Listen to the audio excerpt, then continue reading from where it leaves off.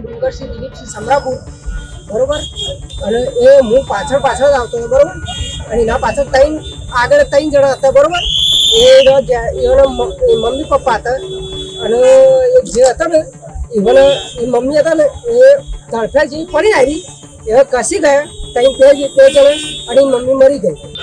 બસ. તમારું નામ શું? ડુંગરસિંહ દિલીપસિંહ સમરાપુર. તમે શું કરો છો? હું ખેતી કરું. તમે અહીંથી જોડે હેડતા જતા હતા? પાછળ આવતો હતો.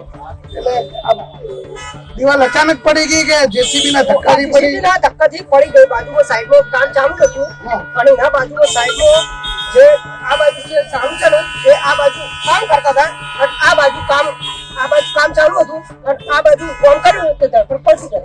તે સીધા પેલા